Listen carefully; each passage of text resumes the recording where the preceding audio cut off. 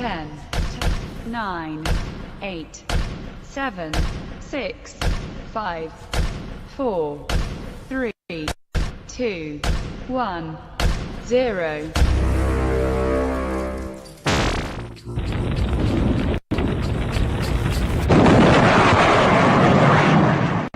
All right, everybody. I'm happy to be here with you. This is Michael Voss, the Dragon of the Southern Tier, here with you on the Exceptional Conservative Network. That's right. This is the No Soundbites Allowed podcast. I'm happy to be here with you. I hope everyone's having a great Saturday. It is beautiful weather here today in upstate New York. We're actually enjoying the weather for once.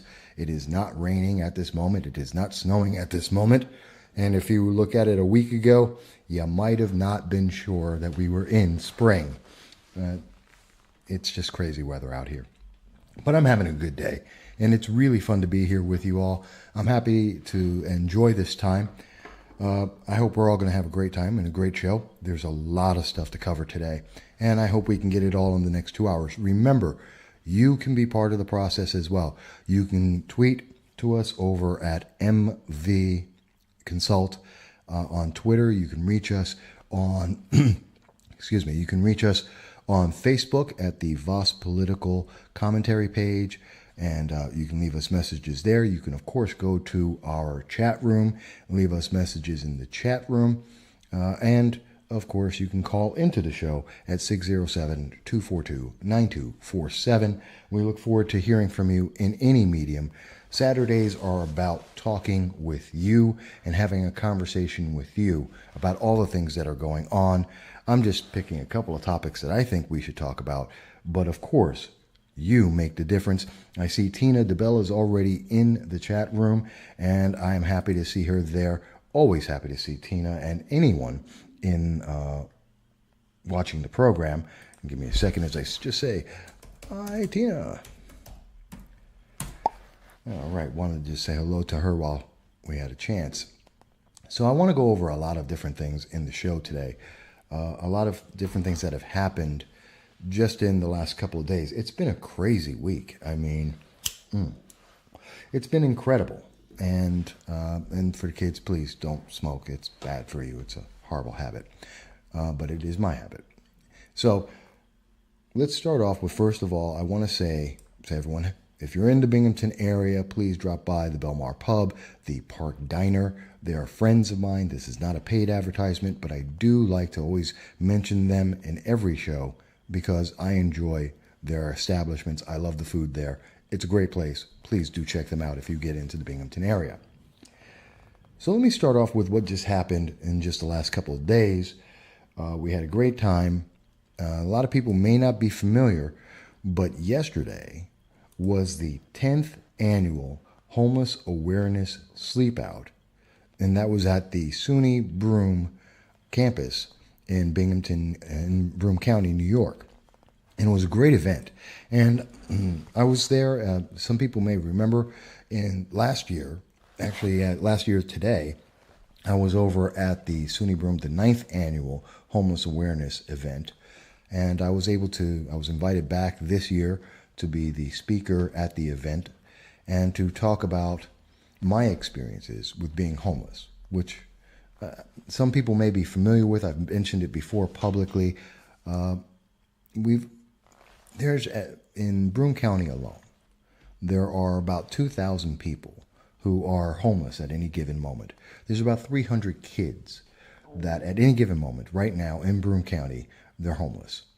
I myself, 30 years ago, have been homeless and sleeping on the streets in California, on the steps of a church on Orange in the Hollywood Boulevard region of LA. And so I understand exactly what it feels like.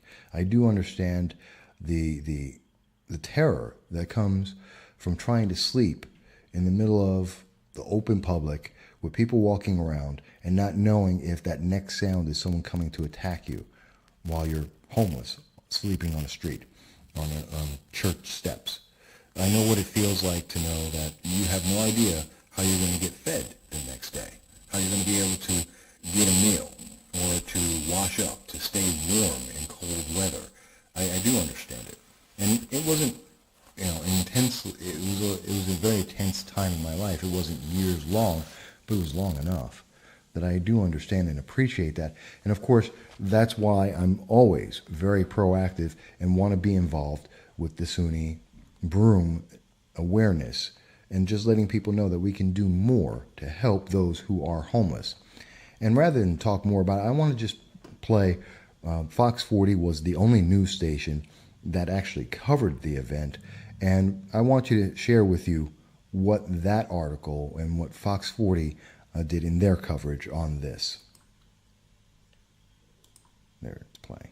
Come on. Firestone tires now come backed by a 90-day industry-leading guarantee, because you can't love them until you kick them. I hate commercials. Firestone 90-day buy and try guarantee. Whatever you drive, drive a Firestone. Sorry about the commercial there.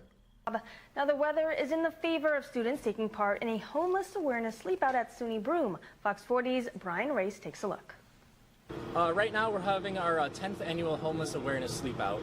It's designed to certainly bring attention to the issue of homelessness here in Broome County. The maximum totals we have right now are about 2,000 people in this area. This is important. I mean, this is a personal thing. I've been through this. I understand exactly how it feels to be sleeping out and not knowing what's going to happen tomorrow.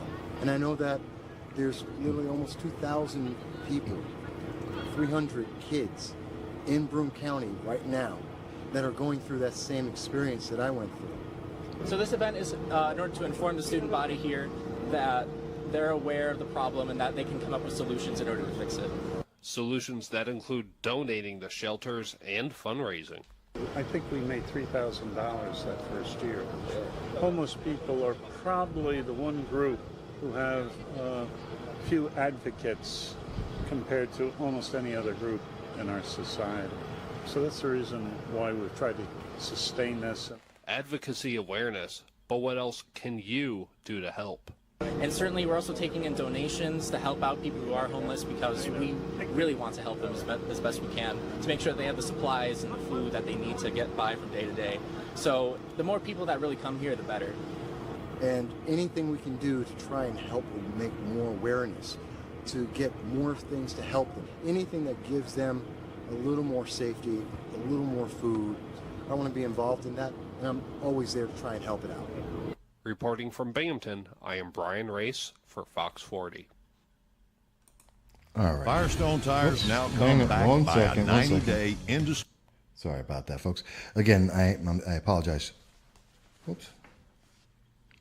Did I lose everybody? Come on. Looks like we're down on the frames at the moment.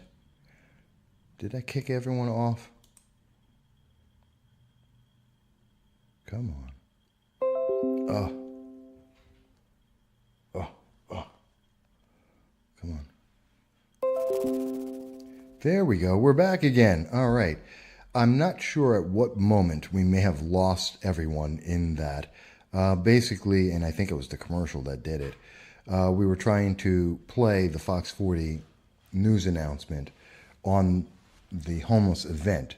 I hope everyone was able to see that. And I apologize if the commercial dropped everything off. It seemed to kick everything off here. I didn't see it immediately. But basically, just for people to know, it's very important to be aware of the homelessness, that anyone can become homeless. I've known friends of mine just in the last month that have become homeless. And it can happen for any number of reasons. Yes, it can be mental illness, but at the same time, many people who were there, it's not because of just because you're a war veteran or that you have a mental illness. It could be someone losing their job. It could be from a breakup in a relationship. There's so many factors that could cause someone to become homeless, and it can happen to anyone. It can happen to your neighbor. It can happen to you. Probably most people have known 1 out of 5 people in their lifetime that have been homeless at some point.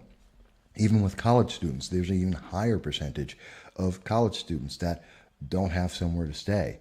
During the school year, they stay with their friends. Sometimes they don't have anywhere to stay, and they sleep in the campus itself. So this is something that is a widespread issue. Many people are being affected by this, and the more that we can raise awareness, the more we can do, the better we can help about that. And I know in the city of Binghamton, just last year in November, there was a $4 million award to build 19 units, 19 apartments to help combat the homelessness. And while that's a big deal, I want to impress on you, it's not enough.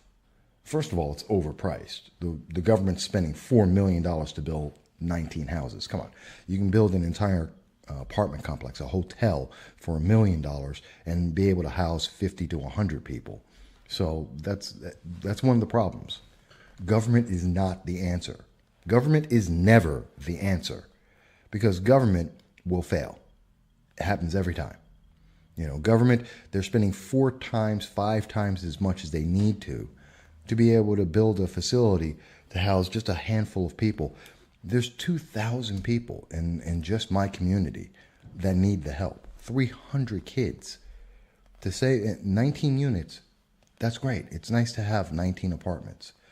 But there's so many more that need help. And we can't rely on the government to do it, because the government spends too much money. They waste too much money. We need to do something. And I'm happy to say that in my conversation with the students at SUNY Broome after my speech, which is on Facebook, and you can see that on the Voss Political Commentary page. But after my speech, I was able to speak with a couple of students. They have some brilliant ideas. Brilliant ideas. I believe it was Monique and Melanie that were speaking with me. And they have some great ideas. Being able to get supplies to those who are in need, donated to them, just so that they have something: warm clothes, warm socks, tissue paper, a toothbrush, little things that make a big difference in the lives of someone who doesn't have that needs some way to just make it through the next day. And so that's a big thing, and I'm really happy about that.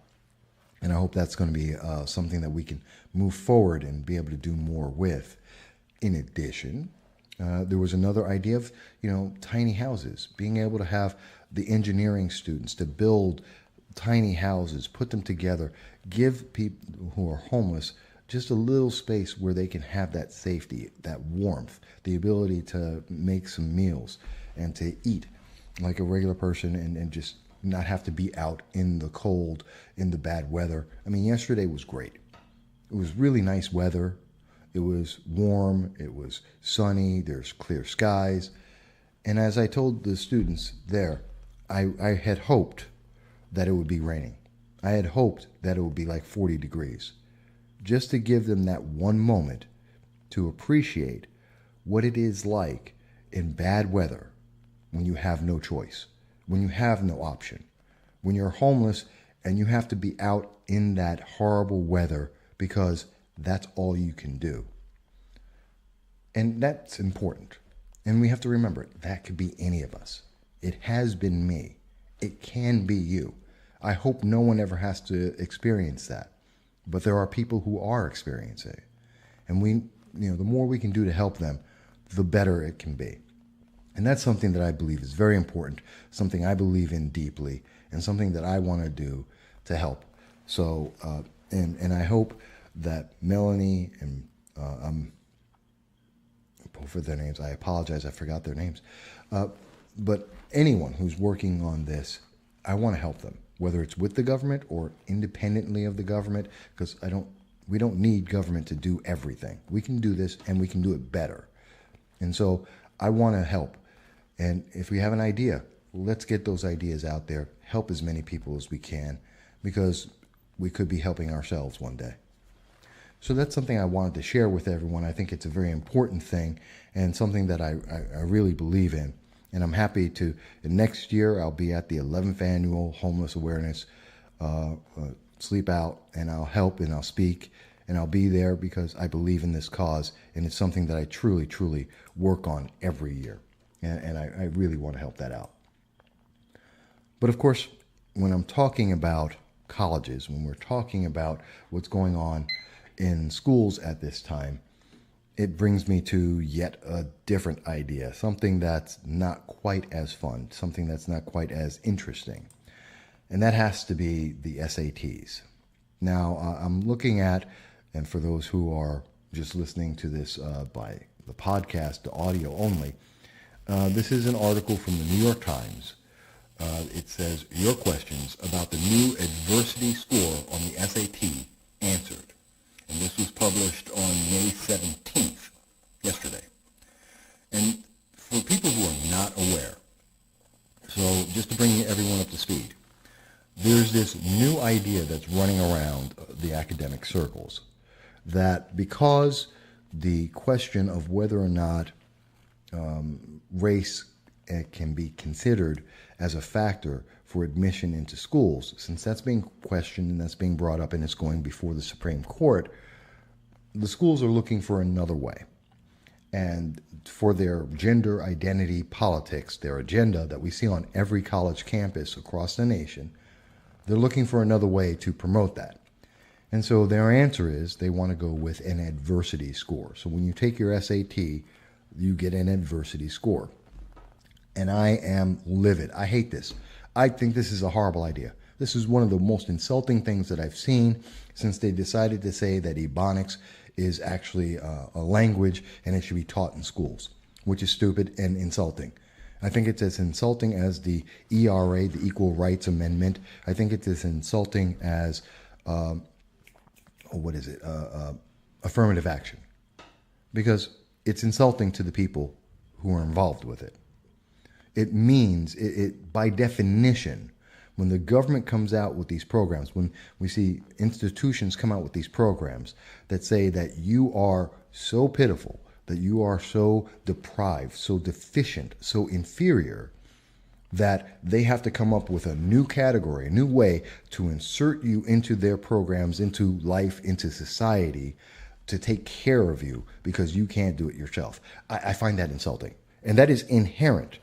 That is inherent in each of these programs, whether it's the Equal Rights Amendment, whether it's gay rights, whether it's the affirmative action. All of these programs are built on the premise that the people they're trying to, quote, help, end quote, are inferior, that they can't do it on their own. And I am sorry, that is an insult. That is wrong. And we should never buy into that. I don't believe in that. I don't believe it's correct at all.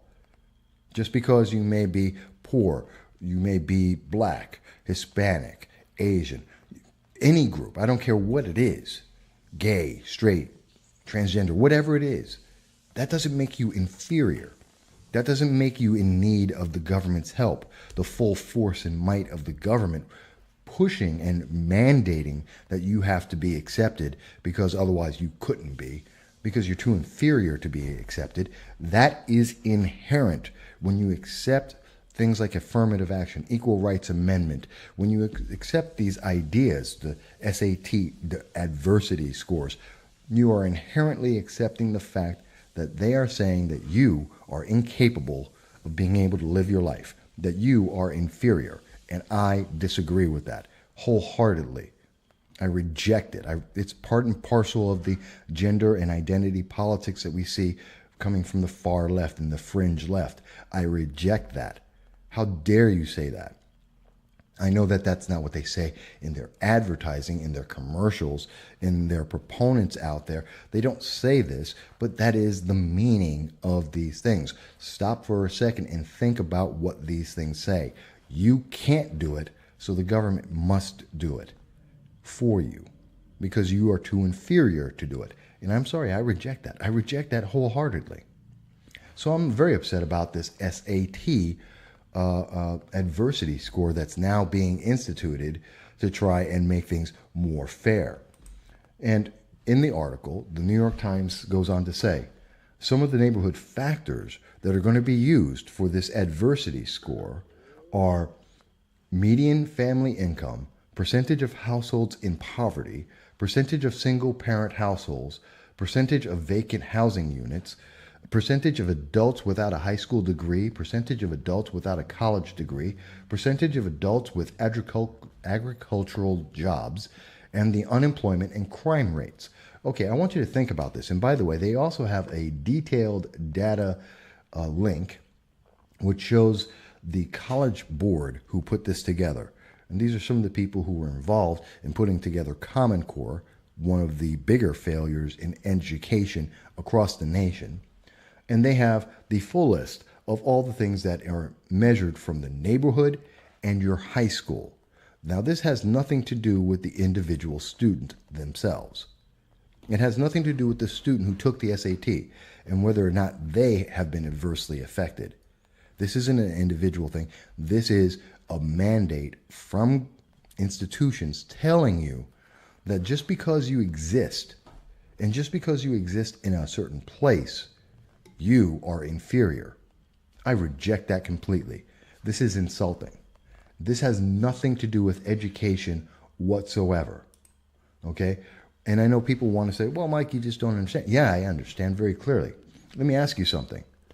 Let's think about this for a second. What in the world does the unemployment rate in your area have to do with you being able to do 2 + 2 = 4?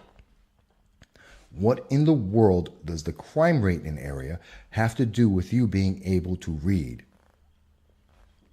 I mean, quite simply, nothing.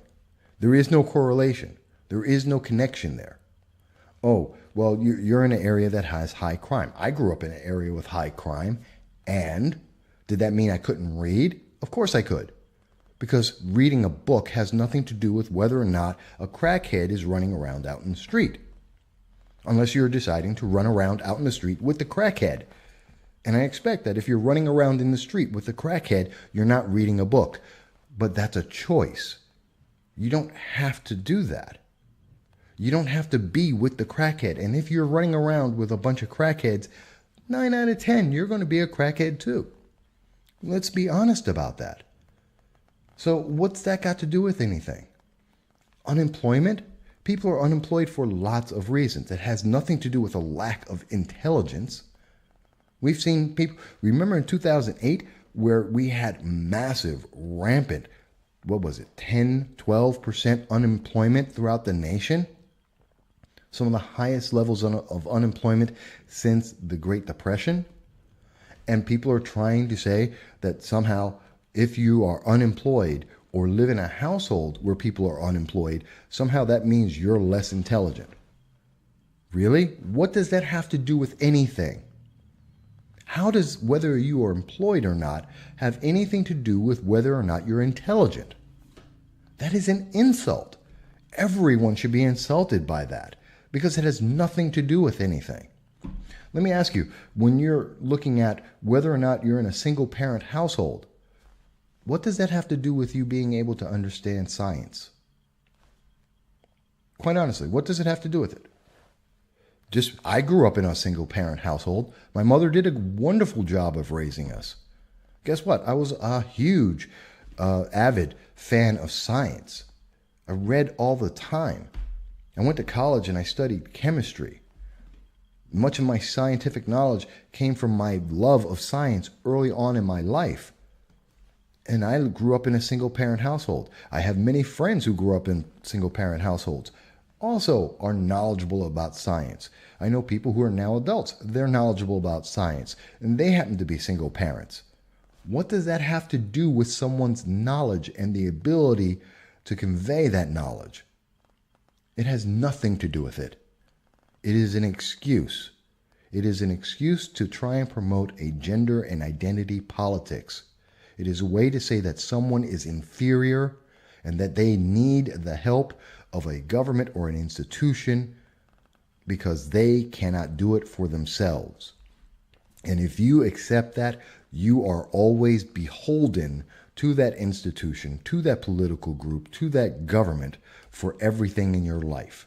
You give up your freedom, your individual choice, because you say, I can't do it myself. I'm not good enough.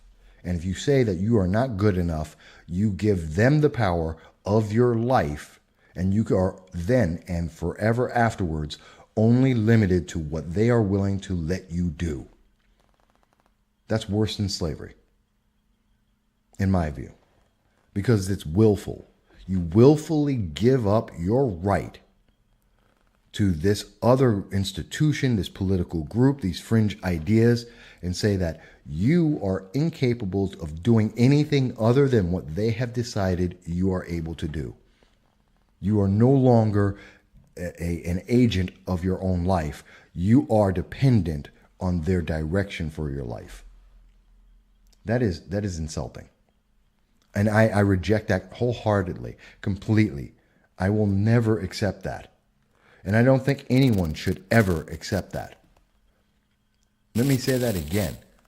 The SAT and this adversity score, this attempt to define people by categories and ideas that have nothing to do with an individual, that have nothing to do with the ability of an individual to convey whether or not they have knowledge, is insulting and it is demeaning.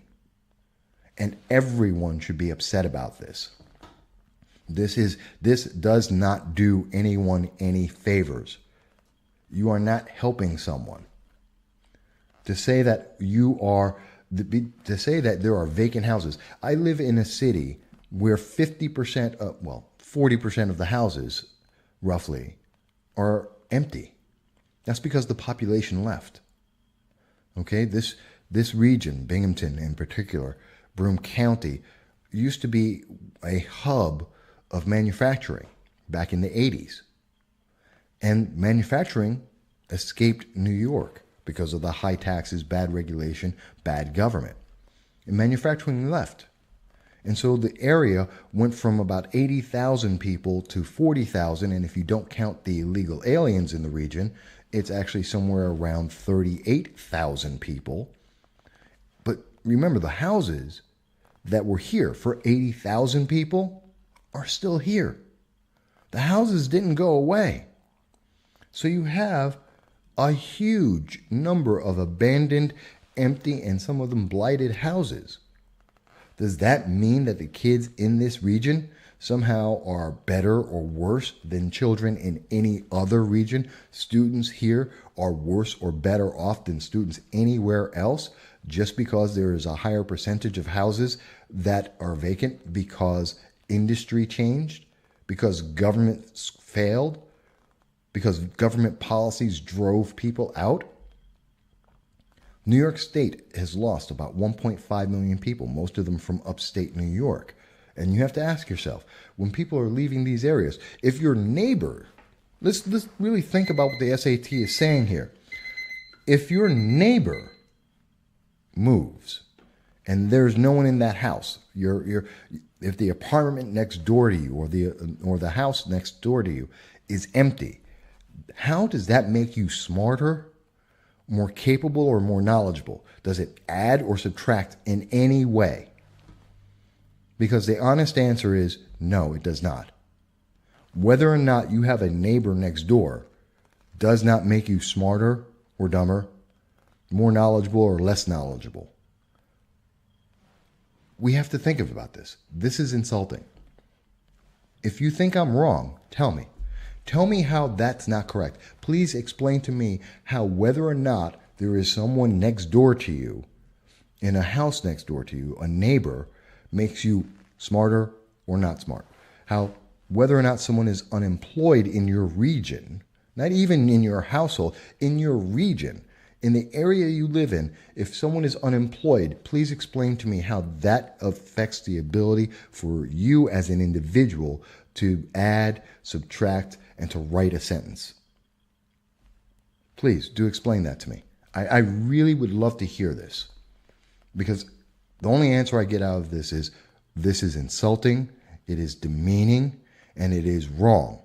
And it does not help anyone, but it does promote a gender and identity politics fringe mentality that is built on the idea that you are not smart enough to run your own life, and some elitist is. And we should reject that completely. We should all reject that completely.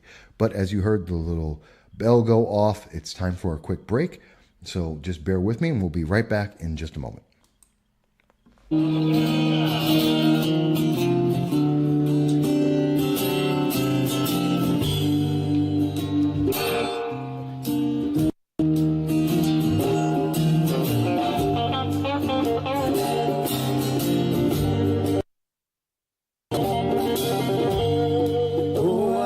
can't admit sometimes a man is wrong. Oh, she took 5 steps. Oh, and she was stopped. Oh, it's one of those times. Oh, it's one of those times.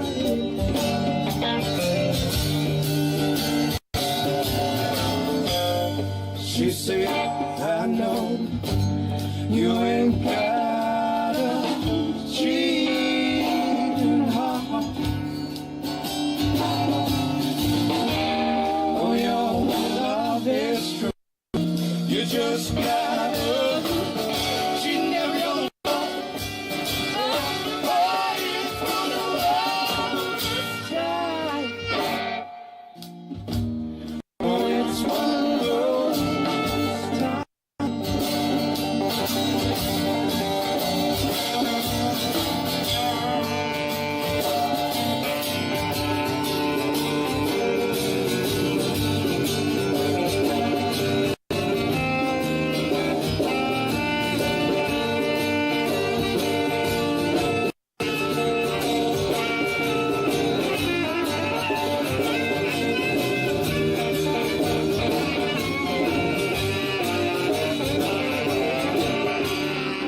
It's one of those times. Oh, it's one of those times.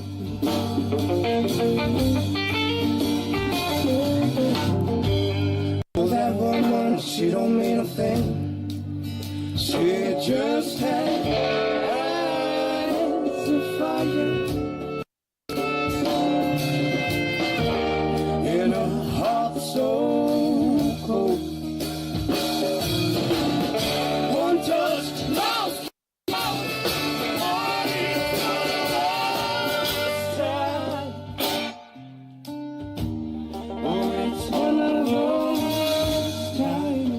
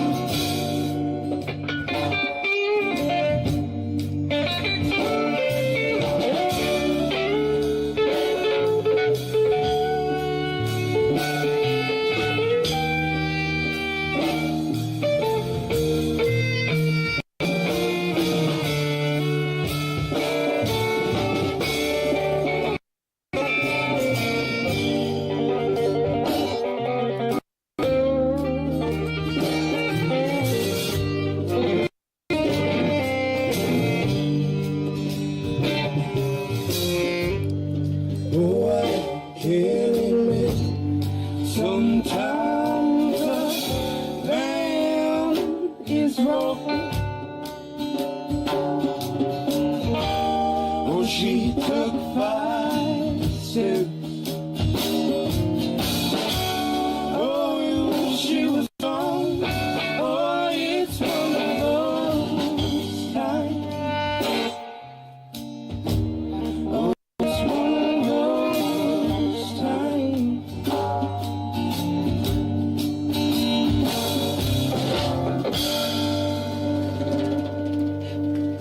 Thank you.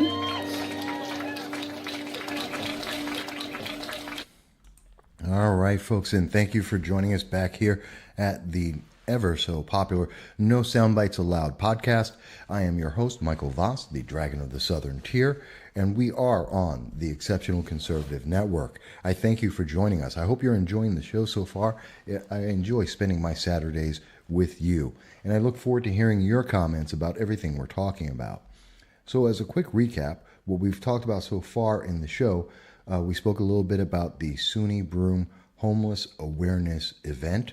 This is the 10th annual Sleep Out, where people become more aware about what it is like to be homeless and to try and find ways to help people who find themselves homeless through not necessarily any fault of their own, whether it be because of a breakup with a relationship, whether it's because of losing a job or mental illness, veterans, any of those reasons, and so many more, ways that we can help, in particular in our region, the 2,000 people, the 300 kids that find themselves homeless on any given night. And that's an important issue, and we're working hard on that. And so we advise you to check that out. And we also were talking a little bit about the SATs. And my particular disgust, let me say that again, my particular disgust at the demeaning and insulting nature of these adversity scores that somehow decide that because of someone's neighborhood, because of factors that have nothing to do with the individual, that they are somehow inept, that they are somehow inferior because of some criteria of the number of houses that may, or apartments that may or may not be empty in their region, because someone may or may not be unemployed in their region, whether or not there may be some crime in their region. Somehow that decides whether or not you can read, whether you can write, whether you can do math. I reject that. I think it's the most insulting thing that I've really ever heard. And we completely reject that here on the show at the No Soundbites Allowed. And I think most people would reject that if you think about it. And yet that's what colleges are going for right now. It's insulting. But we want to hear your thoughts on this. You can call in at 607-242-9247. You can tweet us at MVConsult. You can leave a message on Facebook at the Voss Political Commentary. Please reach out to us. Now, the one thing you won't be able to do, sadly, at this moment, is to be able to reach us by email, because our email is down. And, like anything else, everything costs money, and it's difficult. And right now, our email is down, but we do have a GoFundMe so that you can help. If you enjoy the show, if you enjoy the subjects, the events that we cover, the politicians we speak with and interview, please help us out. We have it. It's on the GoFundMe, our media equipment repair and upgrade. That's like our email, keeping the lights on, making sure that I can get to and from events, everything. And your donation would be very helpful. Also, if you happen to be in the Binghamton region, please drop by and visit my friends at the Belmar Pub and the Park Diner. This is not a paid advertisement.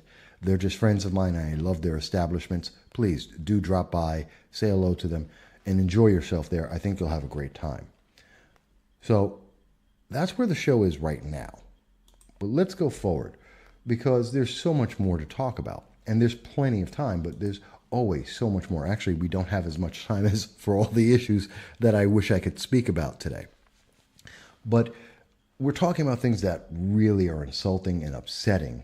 And one of the things that I think is really, well, it's kind of like Game of Thrones. It's Machiavellian. It's something that you would expect to see from Littlefinger, I think. And maybe you agree, maybe you don't, but let's talk about it. And that is Senator Cory Booker. Senator Cory Booker on the 16th, May 16th, came out, and he has been advising Democrats to make donations to Senator Kirsten Gillibrand. She's the senator for New York State, and she's running for president, the nomination for the Democratic Party, just like Cory Booker is. And I have to tell you, I think this is... Now, some people think they're the BFFs, that they're best friends forever. I don't. I mean, that's what the pictures are. That's what they try and get the image out there. But I think this is a Littlefinger movement. I think this is pure Machiavellian politics at its highest. I think it's very entertaining, because Senator Gillibrand, who currently is at 0.7% on national polling, 0.7%. You can go to Real Clear Politics and check that out for yourself and see their latest stats. But as of this show, at this moment, she's at 0.7%, not even 1%. And she doesn't have enough donations or enough interest in the nation for her attempt to become the Democratic nominee. The fact that she's all about gender politics is not enough to be able to promote her and get her more attention across the nation. So she's very likely not going to be on the national stage debating with the other 20, 30 Democratic nominees. And he's going to give her money. And I see your comments, Tina. Give me 1 second. I'm going to answer that. I just want to mention the reason why it's Machiavellian, why it's like Littlefinger, because Cory Booker is using her by getting her donations, by getting her supporters and raising up her numbers enough that she can show up on the stage to have a debate. Well, then she owes him politically. And from this point forward in her career, the only thing that she can do is help Cory Booker. If she gets out the race, she has to give him all of her support, all of the money that's been donated to her. It goes to Cory Booker because she owes him. If she stays in the race, she gets the nomination, Cory Booker gets to be the vice president because she owes him. She could never move forward without his help. He has dominated her. He has put her in a catch-22 no-win situation. Littlefinger would be proud. Littlefinger from Game of Thrones.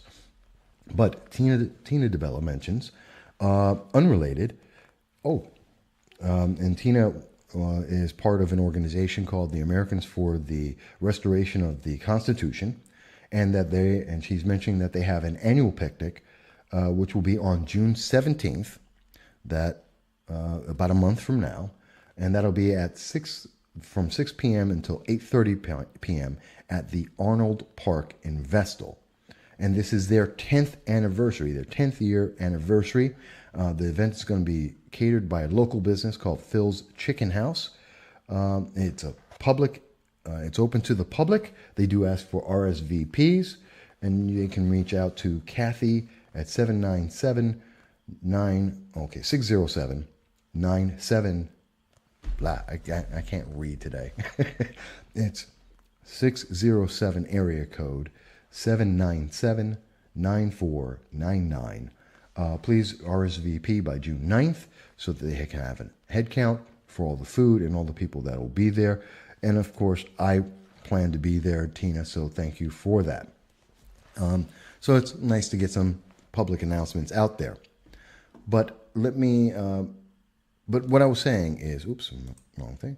What I was saying is, in looking at this campaign with Cory Booker, he is not her friend. Think about it. Cory Booker wants to be the Democratic nominee. That is his goal. That's what he's running for president. He wants to get the Democratic nomination. And he does not stand out for any reason. The biggest thing he has going for him is that he is black. He's a black man, and in the gender identity politics that controls the Democratic Party at this time, whether you like it or not, that is what is running the Democratic Party politics at this time. Fringe, left, socialist ideology. And in that ideology, Cory Booker is only important because he is a black man. He happens to be straight, so that doesn't help him. He happens to be richer than most people, so that doesn't help him. He's not particularly young. That doesn't help him. So the only thing he's got going for him is that he happens to be a black man. And Kirsten Gillibrand, well, she's all about gender identity. Only thing she has going for her is that she is a woman, talking about women, girl power. That's it. And other than that, she's rich, she's white, she's privileged. She has nothing else going for her. Does not allow her to compete with people like Kamala Harris or Elizabeth Warren, who pretends to be an Indian, or Beto O'Rourke, Robert O'Rourke, who pretends to be a Hispanic. So she's not doing well against this. Or the gay man in the race, Pete Buttigieg. Although I do think Kirsten Gillibrand will do better than Bill de Blasio, and I'll be talking about him in a moment. But realistically, she has nothing. So the only way that Cory Booker is able to help himself with that segment that he needs, that category, again, not individuals, because that doesn't matter. Just like with the SATs, it doesn't matter who you are. In their worldview, it's only about your category. So women that he needs, Cory Booker, to advance his desire to become president, well, how can he get them? Because he has Kirsten Gillibrand in his pocket.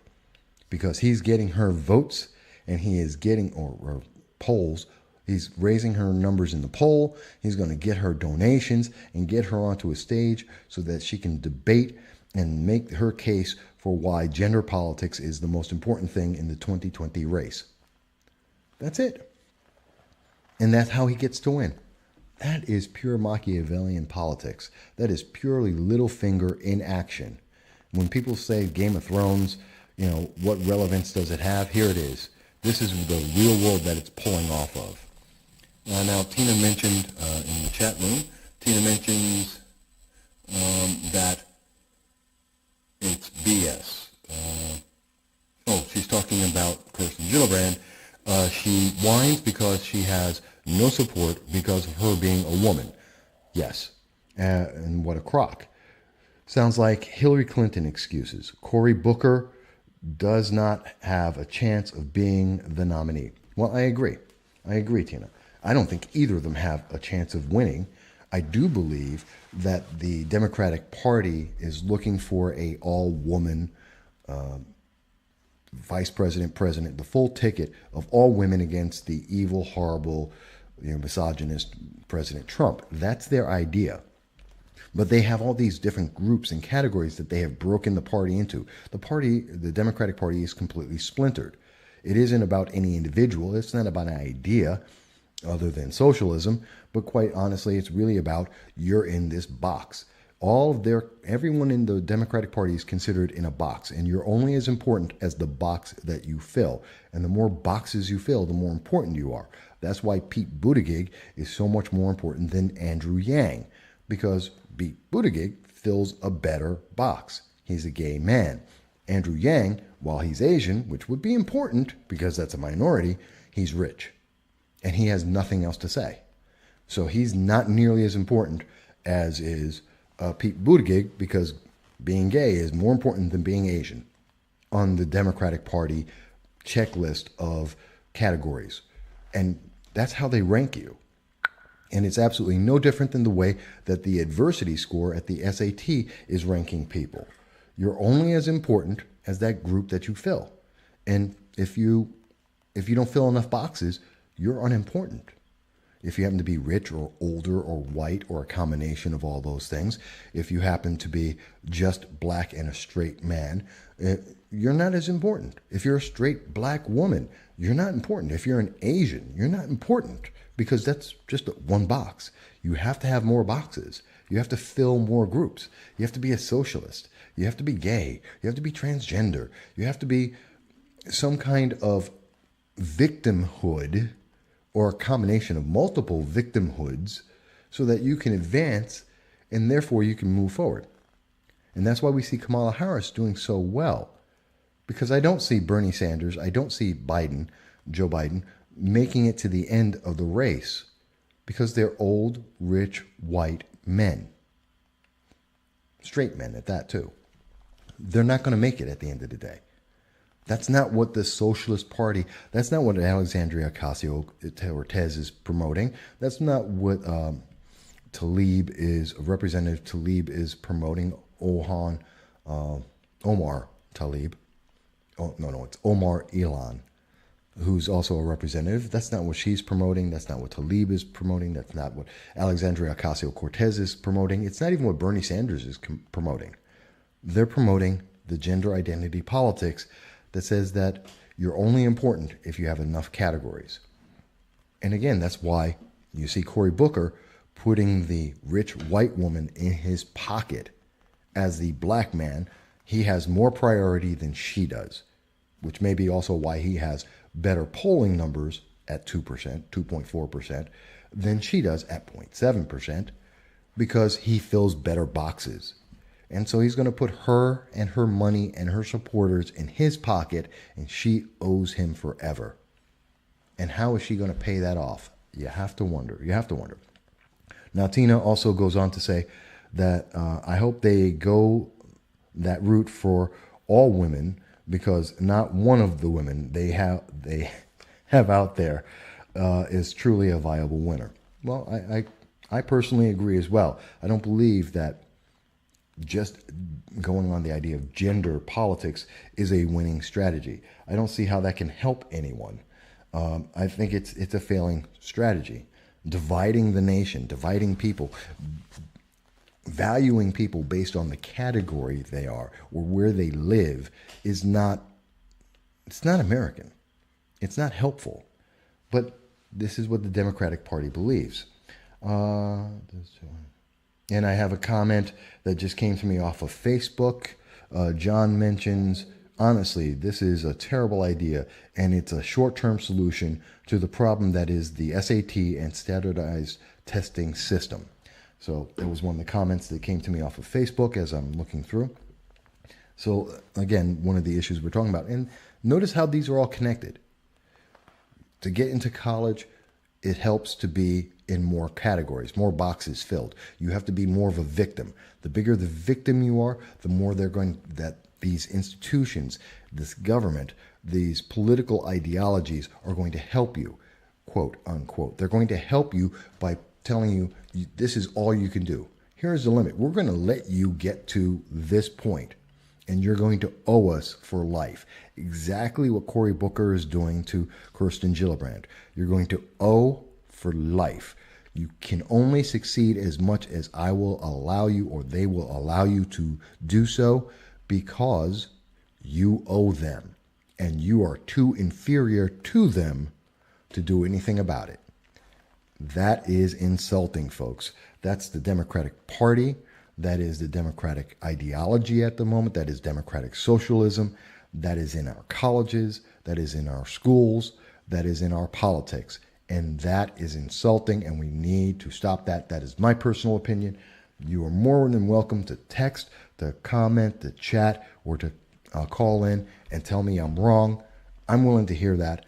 Let's have that discussion, because I guarantee you we're not having it anywhere else in the nation, and we need to. We really, really need to. So we're going to do that now. There's a lot of other things that I want to get to on the show right now. But I did want to mention that, and I truly believe, and I do have a poll out there, I believe in the photo, as you see it online here, Kirsten Gillibrand, Cory Booker, they're not best friends forever.